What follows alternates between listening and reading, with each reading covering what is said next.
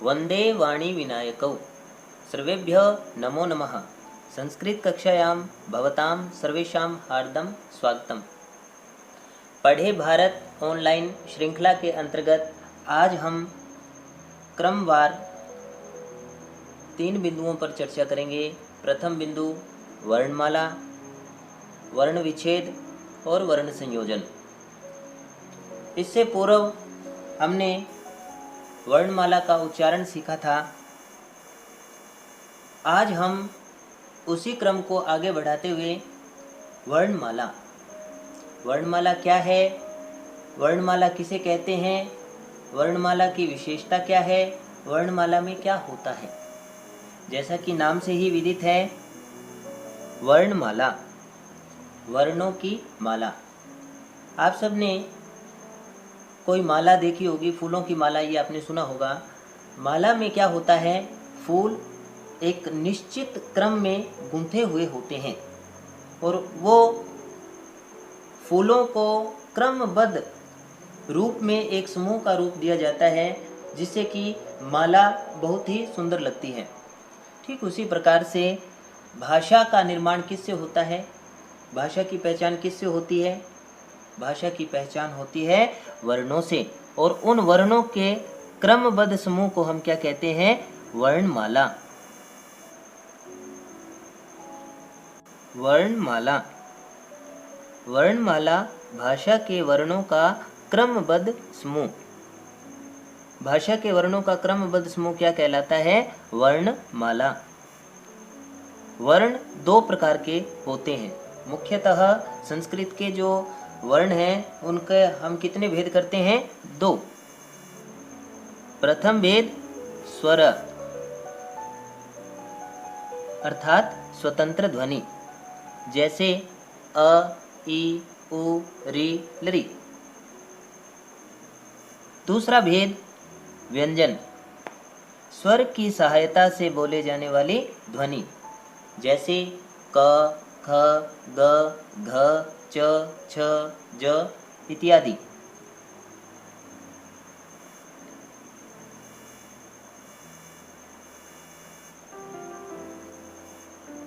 अब प्रश्न उठता है कि आपने कहा कि भाषा के वर्णों का क्रमबद्ध समूह कहलाता है वर्णमाला, तो हमें अब जानकारी होनी चाहिए कि भाषा में अक्षर कितने हैं, वर्ण की संख्या कितनी है। तो संस्कृत में स्वर कितने होते हैं, 13। और व्यंजन कितने होते हैं, 33।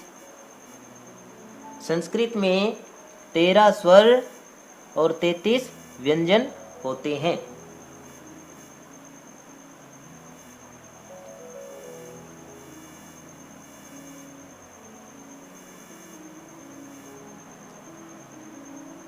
स्वर 13 होते हैं। स्वराः अ, आ, ई, उ, री, लरी, ए, ऐ, ओ, औ।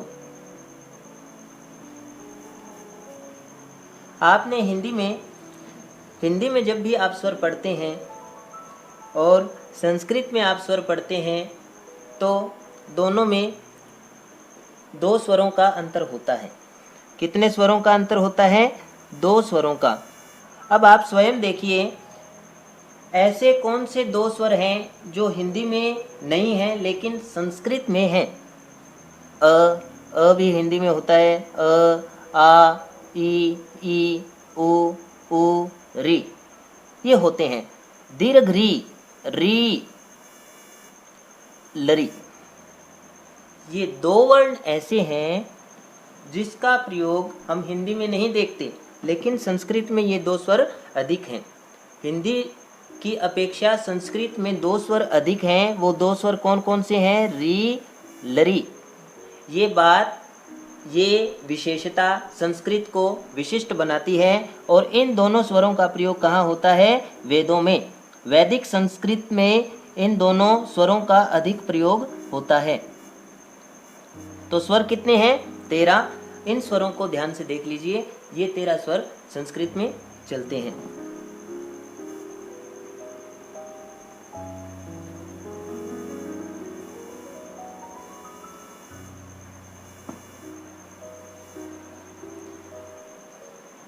स्वर, स्वर की परिभाषा। स्वर किसे कहते हैं? स्वर क्या होता है? स्वर का अर्थ क्या है? स्वर का अर्थ होता है, स्वर जिस वर्ण का उच्चारण स्वयं होता है, अर्थात जिस वर्ण का उच्चारण करते समय जिसको उच्चारण के लिए दूसरे वर्ण की आवश्यकता नहीं पड़ती, जो स्वतंत्र ध्वनि है, जो स्वयं उच्चरित है, उस ध्वनि का नाम क्या है? स्वर।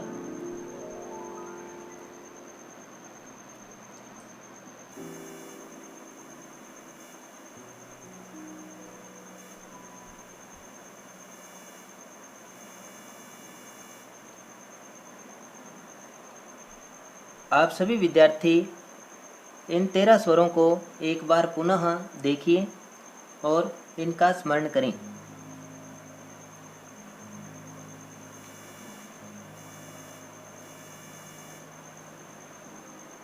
हमने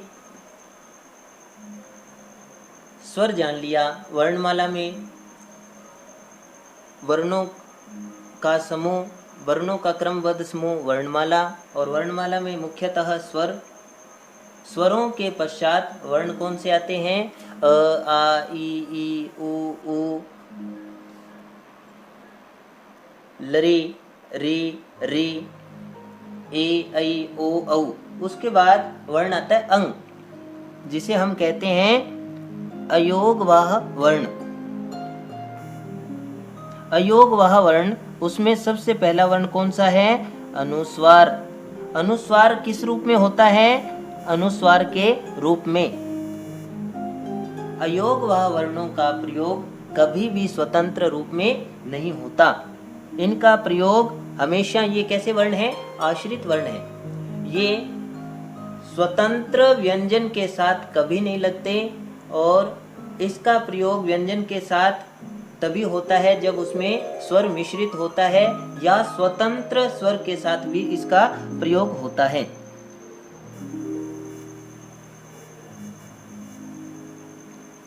इसका प्रयोग उच्चारण की दृष्टि से इसका उच्चारण विशेष किया जाता है। और जैसे संस्कृतम, क्या आपने कभी खाली अनुस्वार से बना हुआ कोई वाक्य देखा है?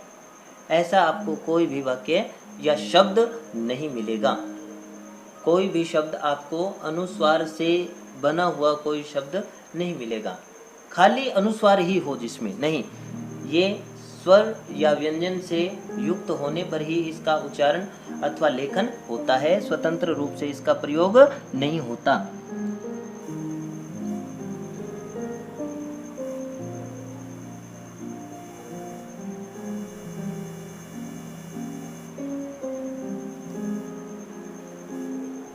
अयोगवाह वर्ण। अयोगवाह में हमने प्रथम वर्ण देखा अनुस्वार, दूसरा वर्ण आता है विसर्ग। विसर्ग, ये दो बिंदु आप देखते हैं। आपने बहुत से शब्द देखे होंगे, जैसे प्रातः, दुखम, अतः, ये ऐसे शब्दों के साथ इसका प्रयोग होता है। तो अयोगवाह वर्णों को, जैसा कि मैंने बताया कि इनका प्रयोग कभी भी स्वतंत्र रूप में नहीं होता। स्वर या स्वर युक्त व्यंजन के साथ ही इसका प्रयोग होता है, इसका उच्चारण होता है, इसका लेखन होता है। विसर्ग, अह, रामः, तो अनुस्वार और विसर्ग कैसे वर्ण है? अयोगवाह वर्ण है, जिनकी गणना न तो स्वरों में होती है न ही व्यंजनों में, लेकिन फिर भी वो क्या है? एक वर्ण है जिनका उच्चारण और लेखन किया जाता है।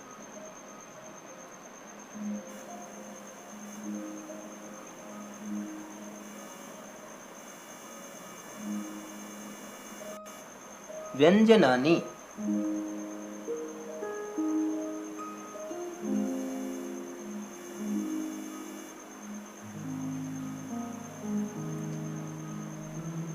व्यंजन, व्यंजन की परिभाषा। व्यंजन क्या है? स्वर क्या है? स्वतंत्र ध्वनि, ऐसे वर्ण जिनको उच्चारण के लिए किसी दूसरे वर्ण की आवश्यकता नहीं पड़ती। व्यंजन क्या है? ठीक उसका विपरीत है। व्यंजन कैसी ध्वनि है? परतंत्र ध्वनि। व्यंजन स्वरों की सहायता से बोले जाने वाले वर्ण व्यंजन कहलाते हैं। अगर किसी व्यंजन में स्वर ना मिला हो तो उसका उच्चारण हम नहीं कर सकते। व्यंजनों का उच्चारण करने के लिए हमें स्वरों की आवश्यकता पड़ती है। जैसे क, हलंत, धन, अ। जब व्यंजन में अ मिला तो फिर बना वो पूरा क। अगर उसमें अ नहीं मिलेगा तो उसका उच्चारण नहीं हो सकता। न हलंत न धन अ, न हलंत धन अ, न ध म। आप स्वयं उच्चारण करके देख सकते हैं। किसी भी वर्ण का जब हम उच्चारण करते हैं व्यंजन का तो उसमें अंत में अ मिला ही होगा। इससे पहले हमने जान लिया था स्वरों के बारे में। स्वर स्वतंत्र ध्वनि है, व्यंजन परतंत्र ध्वनि है, आश्रित ध्वनि है। इसको स्वरों की आवश्यकता पड़ती है। और जितने हम सामान्य रूप में व्यंजन वर्ण देखते हैं या पढ़ते हैं उसमें अ मिला ही होता है।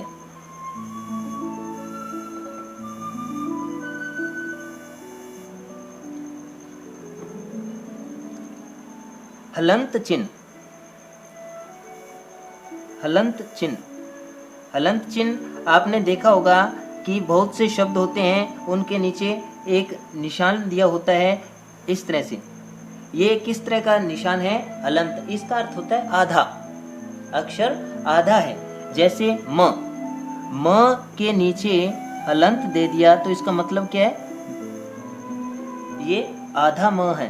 न हलंत है तो आधा न, ध हलंत है तो आधा ध। और इसका उच्चारण भी ह्रस्व रूप में होता है।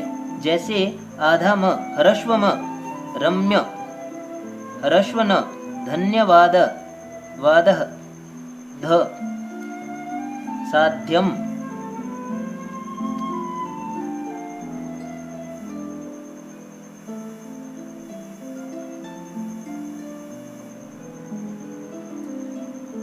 व्यंजन में स्वर का मात्रा के रूप में मिलना। जितने भी व्यंजन हैं उनमें अ मिला होता है जिसका हम उच्चारण करते हैं। जैसे क, प, ग, य। आप उच्चारण करके देखिए, जहाँ वर्ण समाप्त हो रहा है उसमें कोई न कोई स्वर आपको मिलेगा। लेकिन जब स्वरों का आप उच्चारण करते हैं तो वहाँ पर आपको इस प्रकार से इस तरह का वाकयात आपके साथ नहीं होगा। जैसे अ से शुरू हुआ, अ पर ही खत्म हो रहा है। लेकिन क में आप देखो, क से शुरू हो रहा है लेकिन अ में जाकर ये क्या है? अ पर जाकर ये समाप्त हो रहा है। तो यहाँ क्या है? व्यंजन है।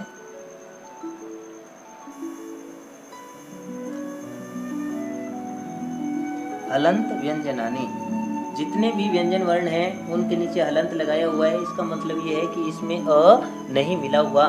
ये सारे क्या हैं? अधूरे वर्ण हैं, आधे वर्ण हैं। अब इसमें अ मिलने के बाद ये क्या हुए? पूर्ण वर्ण बन गए हैं।